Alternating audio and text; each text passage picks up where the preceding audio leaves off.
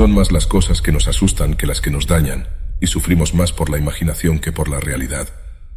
El gran Séneca lo reflejó perfecto con esa cita, y es que a menudo no es el problema lo que nos hace temer, sino nuestras conjeturas mentales sobre este, porque es la propia mente la que suele acrecentar los problemas y envolvernos en un miedo irracional. Podemos ver el miedo como una señal negativa, o apreciarlo como un proceso necesario y del que solo obtenemos victoria. Preocuparse es ocuparse de un problema antes de que éste haya llegado para enfrentarlo. Al preocuparte lo que estás haciendo es dejar libre albedrío a tu mente para que especule con tus pensamientos y te acabe manipulando. Al preocuparte y no ocuparte de un problema lo que haces es básicamente aumentarlo, y así lo harán también tus miedos hacia este, hasta que por fin te decidas a enfrentarlo. ¿No te ha pasado alguna vez el hecho de estar muy nervioso por una cita, una reunión, un compromiso, un examen o en general un evento que consideras importante? Según se va acercando la fecha empiezan los miedos y las inseguridades, pero luego llega el momento y resulta que no era para tanto o te lo esperabas mucho peor. También estoy seguro que son muchas las veces que en tu rutina, en la tranquilidad del día a día, donde haces lo planeado y establecido sin esperar mucho cambio, también has pasado por momentos de incertidumbre, por alguna noticia no esperada, algún cambio importante y repentino en tu vida, el comienzo de algo nuevo y desconocido que no esperabas. Y de esta tranquilidad pasas a un estado de agobio, de ansiedad y de profundo miedo, de la completa calma a la tormenta. Por eso es que digo que el miedo tiene dos caras. Es un arma de doble filo que podemos usar a favor, pero también nos puede venir en contra. Los estoicos establecieron 4 virtudes cardinales para el hombre, y entre estas se encuentra la que para mí es imprescindible en toda vida, la virtud del coraje. El coraje, según los estoicos, se puede resumir como la capacidad de actuar aún teniendo miedo. Pero puntúo que no se trata de ser una piedra sin emociones porque somos humanos, tenemos sentimientos, por ellos evolucionamos hasta esta nueva era. Todos vamos a tener miedos en nuestras vidas, es una señal de avance y de adentrarse en lo desconocido para mejorar. Es justo cuando más nos envuelve el miedo, cuando debemos actuar. Hay una fina línea entre quedarse congelado ante el miedo o afrontarlo, y esa fina línea se corta únicamente con decisión firme y seguridad. El coraje proviene del miedo, y es una virtud que solo se consigue enfrentando eso que te pone de rodillas, que te provoca sudores fríos, que te altera hasta tal punto de no poder mediar palabra. Nuestro cerebro está diseñado para mantenernos con vida, y por esto es que la capacidad tan potente que tenemos, la usamos en buscar amenazas y riesgos. Esto era útil en tiempos del Paleolítico, en el mundo moderno no, ya que la mayoría de miedos son irreales y no tangibles. Defino el miedo como una emoción que nos aleja de posibles riesgos. El funcionamiento es el siguiente: al recibir un estímulo, si nuestro cerebro desconoce aquello que recibe, seguramente nos libere la emoción del miedo, porque la función del cerebro es sobrevivir. Este mecanismo está preparado para situaciones reales como que un león te persiga, pero eso ya no ocurre. Ahora la mayoría de miedos son mentales, como por ejemplo tener miedo a hablar con una persona. Este miedo irracional que vivimos día a día es debido a la ignorancia, al desconocimiento de los hechos. Si te persigue un león, no tienes miedo porque desconozcas la criatura, sino porque abre mucho la boca y seguramente te coma. En el mundo moderno no pasa así. Todos los miedos son mentales e irracionales. Tener miedo a hablar una persona proviene del desconocimiento. Tener miedo a montar un negocio proviene del desconocimiento, etc.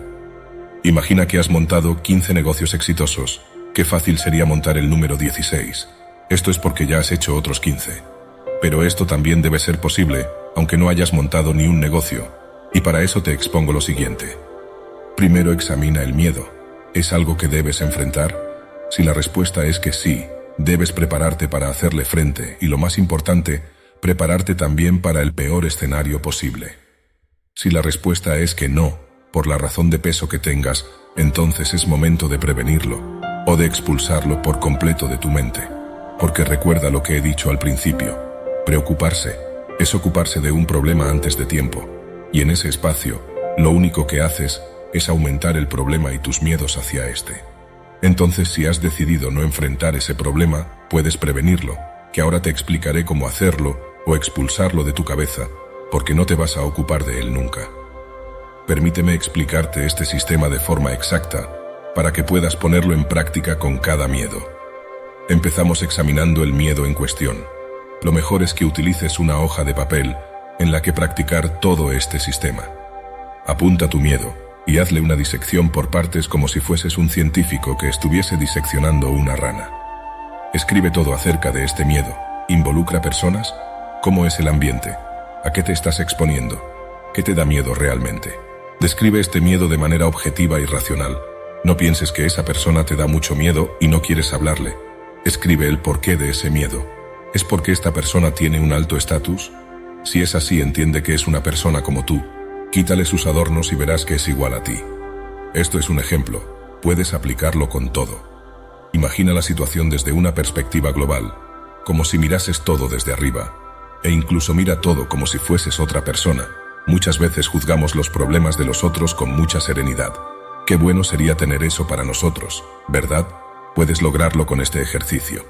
Todo esto va a derivar en cosas que quieres evitar, generalmente lo que no controlamos como una lesión, y cosas que debes hacer, lo que sí podemos controlar como montar un negocio.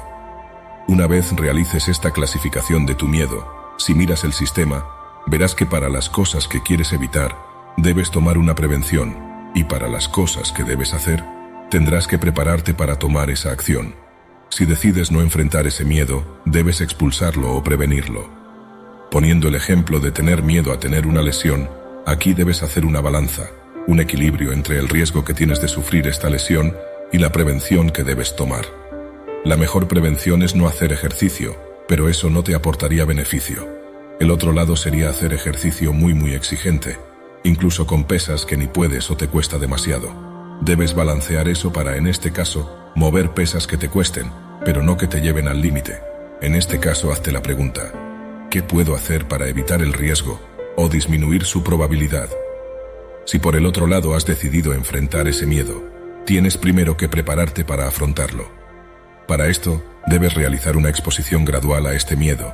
La única manera de que superes el miedo es actuando, y esto puede ser complejo si no sabes cómo.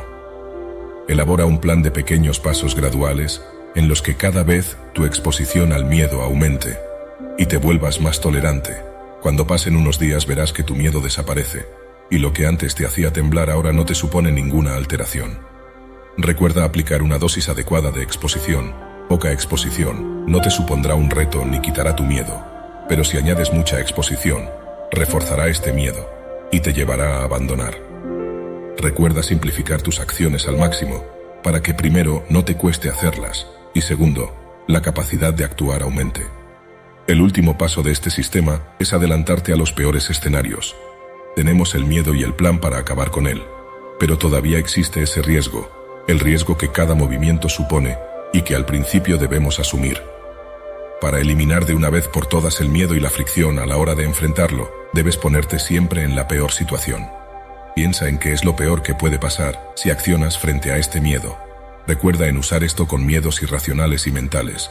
Evidentemente el peor escenario de caerte por un precipicio es la muerte, y espero que ese no sea tu objetivo.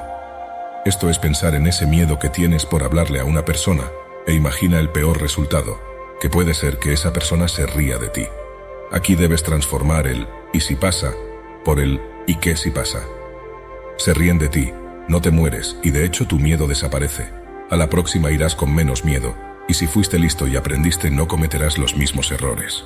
Actúa a pesar del miedo. Hazlo porque después del miedo solo te espera victoria, ya sea obteniendo el resultado esperado o pagando el precio del fracaso, que es igualmente un poderoso aprendizaje. Siempre vas a aprender de las experiencias que te genere esa acción, y por eso que el coraje resulta tan importante, porque te hace superarte y mejorar, te hace avanzar aún cuando tu miedo o cerebro lo impide. Usa la acción como antídoto del miedo. De hecho sirve para cualquier emoción. Si actúas, la emoción se va, casi siempre. Miedos tenemos y miedos tendremos. Será responsabilidad de uno mismo elegir el dolor de sufrir el miedo o el dolor del arrepentimiento.